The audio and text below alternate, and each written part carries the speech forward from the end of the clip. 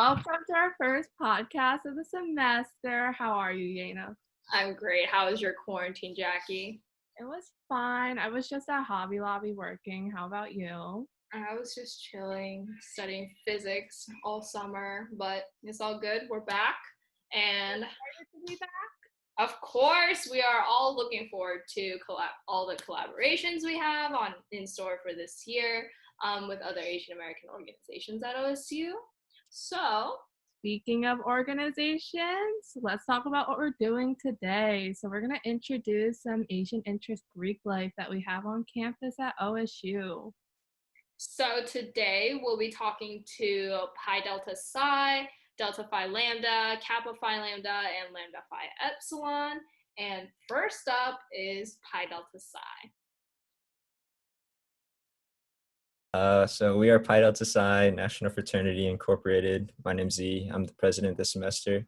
Hi, my name is Quinn. I am the Rush Chair as well as the Academic Chair. Hi, my name is Matt. I'm also the Rush Chair this year. Hi, my name is Enoch, and I'm the Cultural Chair. So what is your philanthropy? So our philanthropy is Hey. We've always had like a long history and connection with them. So Hey is Healthy Asian Youths. Basically, it's an organization that helps underprivileged Asian youths, just providing mentorship and stuff. So why should people rush your frat over everyone else's? Yeah, so you should look into rushing PD Psi over other Greek orgs, pretty much because we have a strong alumni connection as well as a strong brotherhood within.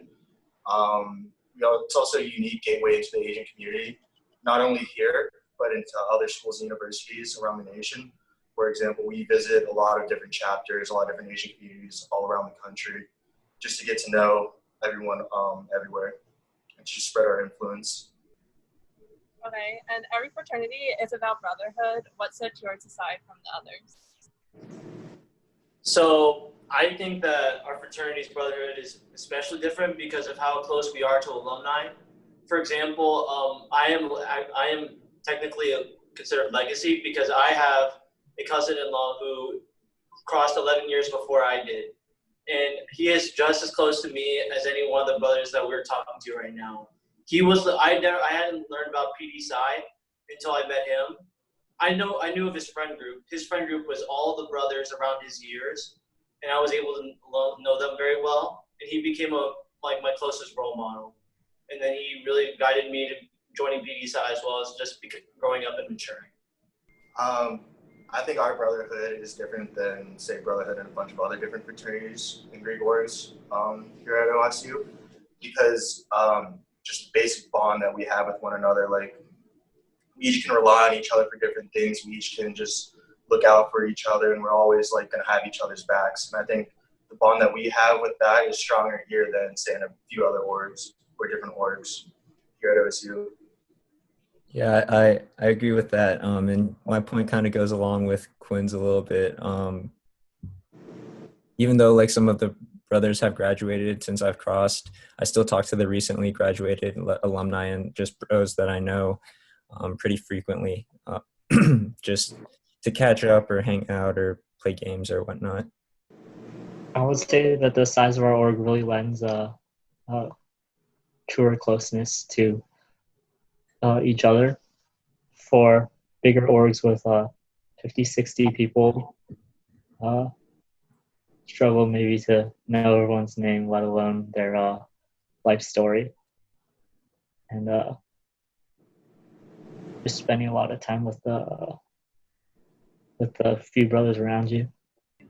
Thank you for taking the time to get to know us. We look forward to seeing you on campus this year. Our contact information will be on the screen. Hi everyone, my name is Glyn He. I am currently a fourth year majoring in accounting and minoring in Chinese. And I am currently the president and academic chair of Kappa Phi Lambda Sorority Incorporated.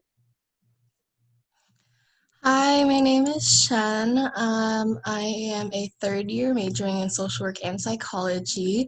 I am currently the recruitment chair for Kappa Phi Lambda. So, what is your philanthropy? So we have two philanthropies.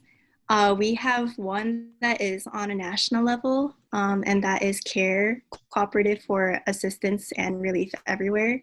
And our local philanthropy is One Girl. What are they specifically? Like, who do they represent? What do they stand for? CARE. Oh, I can do. Sorry. Go ahead. CARE is like. Have you ever heard of like care packages? Like, they're the people who like started them, and they advocate for women, for people who are in poverty. They advocate for youth education. They advocate for disaster relief and world hunger. So, this is stuff that they all touch on. That's one of the reasons why we also have adopted them as our national philanthropy, because it aligns with our values as a sorority. And then One Girl is One Girl provides unique and proven curriculum that empowers middle school girls to develop skills they need to be successful. And it's something that we have, it's our local philanthropy, so our personal OSU chapter has adopted this one. So why should people choose to rush KPL over the other sororities on campus? So there's a lot of aspects that make us unique to other organizations. One that we really pride ourselves on is our relationship to our alums. For us, our alums are super important and crucial to the success of our chapter. For example, we have a Ohio chapter, Ohio ARC chapter for alums, and we always work closely with them to hold events. They're always checking in on us, even if it's just like grabbing like boba, grabbing like a snack, or just catching with each other and hanging out with each other. Yeah. Shen, do you have any input? We're one of the fastest growing Asian interest sororities in the nation, and I definitely think there's like a reason for that. But at the end of the day, I think it's really just like it's down to like who you like vibe with, it's like, because there are other sororities on this campus, and everyone is a great person, so there's not like it's not like other people are bad and only Kappa is good, but like it's like it's just like it's who do you fit in with, and who like which sorority's values align more closely with your own.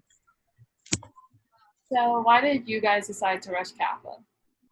So I personally actually have heard about KPL through a few friends that are like a year older. One is a sister, now alumni at University of Illinois Urbana-Champaign, and the other one is a sister, now alumni at University of Texas Austin. So we have sisters worldwide.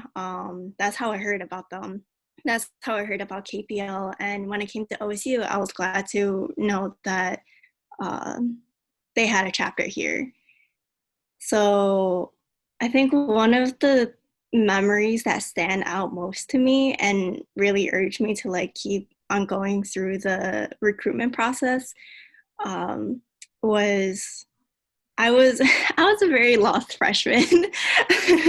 I didn't really know what I was doing. I came to OSU basically only knowing like one or two people, and they were a lot older. So yeah, I was very lonely and lost. But I decided to go to a KPL recruitment event, and it literally felt like family right away. And I could see how much the sisters meant to each other. For example, I was struggling to figure out like which accounting classes I should take in the future.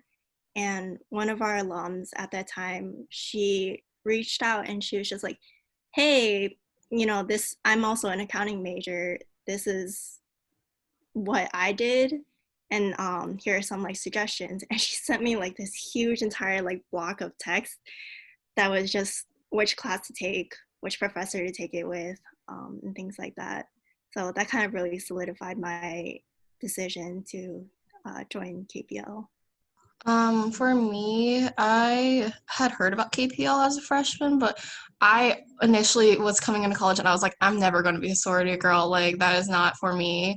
And so what ended up happening was that when I had, and well, I knew like a couple people had joined and I was like, I respect that, but that's not for me. Like, that's not like what I'm going for. But then one of my friends had ended up joining and I actually started like going to like the KPL events. Like previously I like just was just like very like I'm not going to go to any of your events, like I don't know like what it is, but I don't like so like I ended up going to one of the events and then I was like, oh, I actually kind of like this. And then and I happened to like be with a couple of my friends and so we came back the next semester and so yeah, I ended up like really liking it. And like it was like it's a lot different than what I like stereotyped what Greek life would be. So I think that's like one of the reasons why I come from like I was able to go from like, oh, I'm not going to go Greek till like being very immersed into KPL and like really happy that I ended up joining.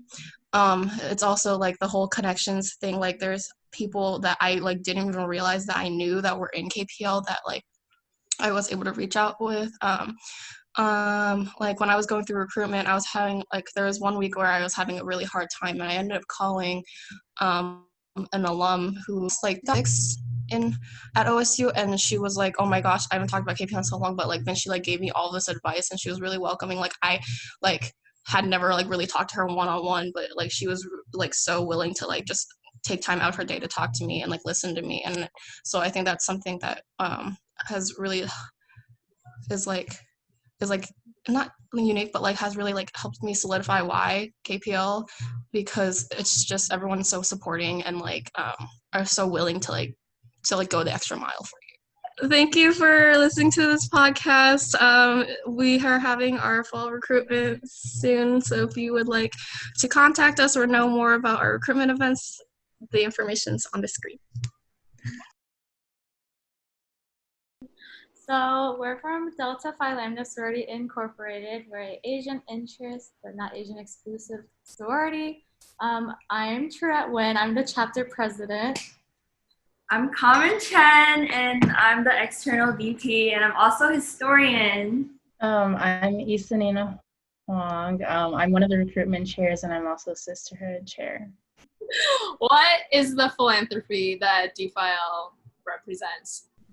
Okay, so we actually have two philanthropies. I'll go ahead and like name our national philanthropy, and that's osteoporosis. So we have a partnership with American Bone Health.